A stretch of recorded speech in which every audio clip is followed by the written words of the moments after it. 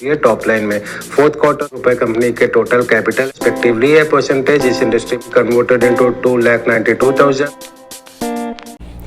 Hello दोस्तों, कैसे हैं आप सब। फ्रेंड्स, आज इंडिया की सबसे बड़ी कंपनी के बारे में बात करेंगे।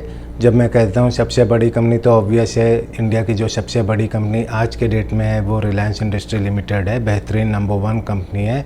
और ये वीडियो आज इसलिए लाया हूँ कि कल ही रिलायंस के फर्स्ट क्वार्टर 2022 के रिजल्ट आउट हुए हैं, तो उस कॉन्टेक्स्ट में हम लोग कंपनी के पूरे फंडामेंटल्स भी देख लेंगे। रिजल्ट्स रिसेंट क्वार्टर्स के कैसे रहे, हिस्टोरिकल क्वार्टर्स के कैसे रहे, पूरे डिटेल में एनालिसिस करेंगे और उस बेसिस पे फिर हम डिसाइड करेंगे कि क्या हमें इस कंपनी में इन्वेस्ट करना चाहिए अगर हम लोग इन्वेस्टेड नहीं हैं, और in case if you are already invested, do we need to hold in the company or do we need to exit in the company or do we need to accumulate more in the company, right? तो company का fundamentals पहले basic information देख लेते हैं जैसे आपके screen में आया है।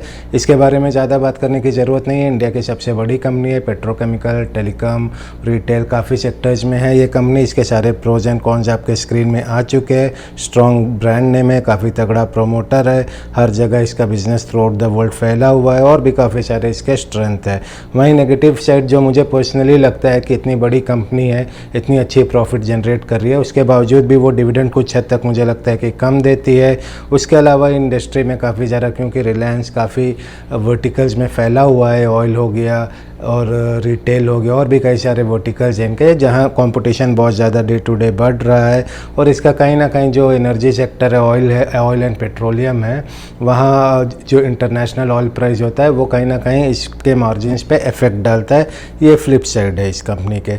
इसके पीयर्स की बात करें, कॉम्पिटिटर्स की बात करें, बेसिकली जो एनर्जी सेक्टर में है जहाँ से उसका major part of revenue comes from there, IOC, BPCL and HPCL इसके जो मेजर कॉम्पिटिटर्स है।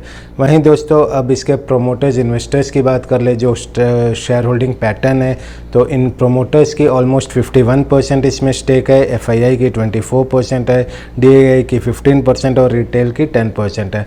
मैं हमेशा कहता हूँ जहाँ प्रोमोटर्स की स्टेक ज़्यादा हो वैसी कंपनी बेटर रहती है, क्योंकि प्रोमोटर्स का पर्सनल इन्वॉल्वमेंट ज़्यादा रहता है। वो कहीं ना कहीं कोशिश ये रहती है कि कंपनी कॉन्स्टेंट कंसिस्टेंट बेसिस पे ग्रो करता रहे। दोस्तों अब इसकी कुछ की इन्फॉर्मेशन देख लेते हैं, कुछ मैट्रिक्स, कुछ रेशियोज़ वगैरह देख लेते हैं जो बड़ी बेसिक सी है। सबसे बड़ी कंपनी है, 1.69 मिलियन इसकी मार्केट कैपिटल है। करंट जो शेयर प्राइस है अराउंड 22, आज की डेट की बात करूं तो आज सैटरडे, आज मार्केट बंद था, कल फ्राइडे था, तो 2503 इसकी करंट प्राइस है। और 52 वीक हाई एंड लो की बात करें तो 2856 इसकी 52 वीक हाई थी और 2016 इसकी 52 वीक लो है। तो उस कॉन्टेक्स्ट में देखें तो कंपनी अभी करेंटली 12% डिस्काउंट पे मिल रहा है। वहीं PE की बात करें तो 26% इसकी PE इज़ अराउंड 26 और इंडस्ट्री की PE अराउंड 4 है। इंडस्ट्री की PE 4 इसलिए है कि इनके जो पीयर्स है ये काफ़ी सारे गवर्नमेंट कंपनी है, जो मैंने ऑलरेडी उनके नाम आपको बता दिए थे, BPCL, HCL जो भी है, तो उस हिसाब से इसकी PE कंपैरेटिवली आपको हाई लगेगी। और डेट टू इक्विटी की बात करें तो करेंटली इट इज़ एट 0.36। दोस्तों अब इसकी लेटेस्ट क्वार्टरली रिजल्ट की बात कर ले। कल इसकी रिजल्ट आई है फर्स्ट क्वार्टर 2022 की, बहुत ही शानदार रिजल्ट थी मेरे हिसाब से। तो लेटेस्ट क्वार्टर की रिजल्ट जो फर्स्ट क्वार्टर 2022 की है उसे देखेंगे, कंपेयर करेंगे पिछले साल के फर्स्ट क्वार्टर से। Also we will have look at fourth quarter result which is of 2021 and will compare that with the fourth quarter result of 2020। तो सेल्स की बात कर ले तो फर्स्ट क्वार्टर की जो ग्रोथ है वो ऑलमोस्ट 57% रही है विज़ सेम पीरियड 2021। वहीं 57% काफ़ी तगड़ी ग्रोथ मानी जाती है टॉप लाइन में। फोर्थ क्वार्टर 2021 में भी अच्छी खासी ग्रोथ आपको दिखी थी विच वाज अराउंड 39%। वहीं प्रॉफिट की बात कर ले फर्स्ट क्वार्टर 2022 की बेहतरीन 46% आपको प्रॉफिट की ग्रोथ दिख रही है सेम पीरियड लास्ट ईयर से कंपेयर कर रहे हैं। फर्स्ट क्वार्टर 2022 की बात करें, अब 2021 फोर्थ क्वार्टर की बात करें तो 22% की ग्रोथ वहाँ भी दिखी है। तो रिसेंट परफॉर्मेंस रहा है, सेल्स टॉप लाइन और bottom line, sales and profit जिसे हम कहते हैं, बहुत ही अच्छी परफॉर्मेंस रही है अगर पिछले 2 क्वार्टर की बात करें और उसको अगर हम कंपेयर करें सेम पीरियड लास्ट ईयर के साथ। अब दोस्तों हिस्टोरिकल प्रॉफिट एंड सेल्स की भी बात कर लेते हैं कि पिछले 5 साल, 7 साल, 9 साल में किस तरह से कंपनी ने परफॉर्म किया है। कैगर फिगर होगी यहाँ। तो अगर सेल्स की बात करें पिछले 9 साल में 7% से कैगर किया है, पिछले 5 साल की बात करें तो 18%, पिछले 3 साल की बात करें तो 7% से कैगर किया है और पिछले 1 साल की बात करें तो 50% से सेल्स ग्रो हुआ है। वहीं प्रॉफिट की बात करें पिछले 9 साल में 13% से बढ़ा है कैगर, पिछले 5 साल में 15%, 3 years again 15% and last year the profit has grown by almost 20%। तो सेल्स एंड प्रॉफिट कंटिन्यूसली इस कंपनी के काफ़ी अच्छे रहे हैं, काफ़ी अच्छे डबल डिजिट में ही रहे हैं। और जो रिसेंट परफॉर्मेंस आप देख रहे हैं, स्पेशली मेरा मानना ये है कि क्रूड प्राइस 100 के ऊपर गए, कहीं ना कहीं that is contributing to the higher top line and bottom line. Margin पे भी अच्छी खासी ग्रोथ दिखी है इस वजह से, और रिटेल बिजनेस भी इनका काफ़ी अच्छा कर रहा है। तो ये एक वजह रही कि काफ़ी अच्छा रिसेंट आपको सेल्स एंड प्रॉफिट फिगर्स नज़र आ रहे हैं। लेकिन हिस्टोरिकली भी काफ़ी अच्छी कंपनी की परफॉर्मेंस रही है। It was always in a double digit growth, 1-2 exception छोड़ ले तो अच्छी खासी ग्रोथ आपको दिखी है।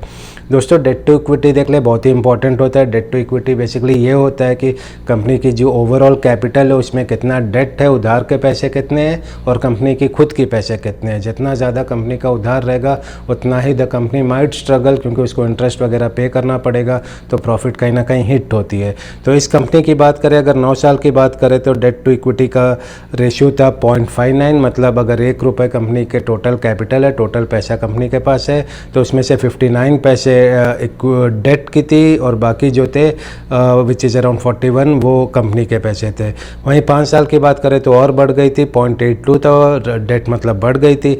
3 साल की बात करें तो 0.79 था और आज की करंट लेटेस्ट स्टेटस देखो तो डेट अच्छी खासी 0.36 कम हुई है। मतलब इसमें एक पॉजिटिव साइन है कि कंपनी की डेट कम होती है। बहुत ज़रूरी है अब टॉप लाइन बॉटम लाइन के साथ कंपनी की जो डेट है, जो लेवरेज है, उसको भी देखें, ताकि कंपनी अगर प्रॉफिट बना रही है लेकिन उसके डेट बढ़ते जा रहे हैं तो आगे उसे उस प्रॉफिट को सस्टेन करना पॉसिबल नहीं होगा, क्योंकि higher the debt higher the interest you will be paying out to the lenders. तो ये डेट टू इक्विटी में भी मुझे पॉजिटिव साइन दिख रहा है, क्योंकि लेटेस्ट जो फिगर्स है वहाँ आपको कुछ गिरा हुआ है। कुछ और स्ट्रिंजेंट मेजर्स देखते हैं बैलेंस शीट कंपोनेंट के, जहाँ मैं बेसिकली कंपनी के जो लिक्विड कैश होते हैं, रिजर्व होते हैं, उसको मैं कंपेयर करता हूँ उसकी बोरोइंग जो कोई शॉर्ट टर्म और लॉन्ग टर्म है, और देखता हूँ कि जो कंपनी की जो कैश पोजीशन है लिक्विडिटी में उसमें कितना ग्रोथ हुआ है। तो positive number is a good sign. अगर 9 साल की बात करें तो 20% से ये ग्रो हुआ है, 5 साल की बात करें तो ये 51% से ग्रो हुआ है, पिछले 3 साल की बात करें तो 120% से ग्रो हुआ है और पिछले साल की बात करें तो 28% से ग्रो हुआ है। तो ये बेसिकली कैपिटल ये फिगर्स जो है पॉजिटिव ही रहा है और ग्रो भी किया है। और कहीं ना कहीं अगर आपको इसमें किसी साल में ग्रोथ कम दिख रही हो तो इसका ये एक मतलब भी हो सकता है कि कंपनी ने जो अपने लिक्विड फंड है, जो कैश एंड कैश इक्विवेलेंट है, उससे कहीं ना कहीं इन्वेस्टमेंट भी लगाई होगी। तो ये मैट्रिक्स में भी ठीक ठाक कंपनी की परफॉर्मेंस नज़र आ रही है। अब दोस्तों कुछ बेसिक इन्फॉर्मेशन देख लेते हैं, कुछ रेशियो कंपनी के 52 वीक हाई एंड लो और प्रोमोटर्स के भी पैटर्न देख लेते हैं, शेयर होल्डिंग पैटर्न्स देख लेते हैं। तो ROCE return on capital employed and return on equity की बात करें तो इस सेक्टर की रिलायंस की 5 and 8 रेस्पेक्टिवली है परसेंटेज, इस इंडस्ट्री में मोटा मोटा इसी हिसाब से होता है। वहीं 52 वीक हाई एंड लो की बात कर ले जो आपके नीचे के स्क्रीन में दिख रहा है, तो कंपनी अपने 52 वीक हाई से 13% डिस्काउंट पे अभी ट्रेड कर रही है और 52 वीक लो से 23% ऊपर ट्रेड कर रही है।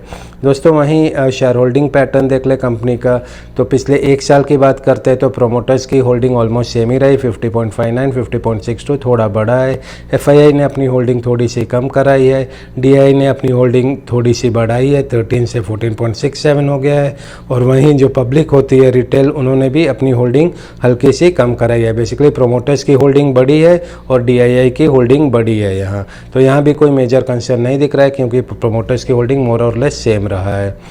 अब दोस्तों जो सबसे इंपॉर्टेंट फैक्ट है जो प्राइस एप्रिसिएशन है, जिसके लिए हम सब इन्वेस्ट करते हैं, उसकी बात कर ले तो पिछले 9 साल में ये कंपनी की स्टॉक प्राइस 24% से कैगर हुई है, which is a very good number.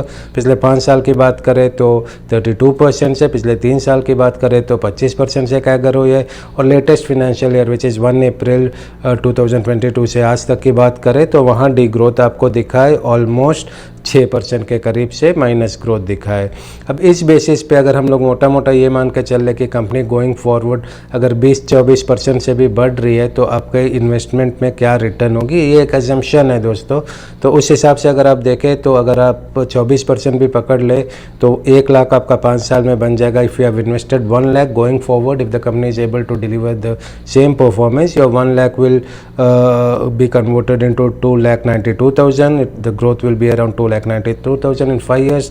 10 साल में it will be around 8.52 lakh and in 15 years वो अमाउंट बढ़ के हो जाती है दोस्तों 2.49 मिलियन, ऑलमोस्ट 2.5 मिलियन के करीब हो जाता है। Assuming that the company is able to grow its share price at a rate of 24%, CAGR की बात कर रहा हूँ दोस्तों। ये एक डिटेल एनालिसिस थी मेरे तरफ से। रिलायंस इंडस्ट्री लिमिटेड बेहतरीन कंपनी है। ये कंपनी काफ़ी मुझे लगता है कि सेफ कंपनी है। हो सकता है कुछ सालों में ये शेयर काफ़ी एक लंबी पीरियड गई थी बीच में जहाँ शेयर प्राइस में अप्रिसिएशन नहीं दिखी थी, लेकिन अभी फिर दिख रहा है। लेकिन कंपनी सेफ है, सबसे बड़ी कंपनी है। कहीं ना कहीं जो सेफ खेलना चाहते हैं मुझे लगता है कि इसमें इन्वेस्टमेंट करना बनता है। लेकिन दोस्तों आप अपने तरफ से भी ड्यू डिलिजेंस अपना लगाएं, इसको अच्छे से स्टडी करें, अपने रिपोर्ट को भी स्टडी करें और उसके हिसाब से आप अपना जो भी इन्वेस्टमेंट डिसीजन है, you should be placing your investment decision on your own judgement, on your own decision. मेरी जो रिपोर्ट होती है, मेरी जो स्टडी रहती है, this is just to assist you. दोस्तों उम्मीद करता हूँ कि आपको आज की ये स्टडी पसंद आई होगी और आपको कोई और व्यू पॉइंट है, आप चाहते हैं कि मैं कोई और एरिया करूँ तो प्लीज़ मुझे बताएं, मैं उसे भी इनकॉर्पोरेट करने की कोशिश करूँगा। और दोस्तों अभी के लिए बस इतना ही। अगले वीडियो में फिर मिलते हैं किसी और कंपनी के डिटेल एनालिसिस के साथ। तब तक के लिए thank you for watching and bye for now.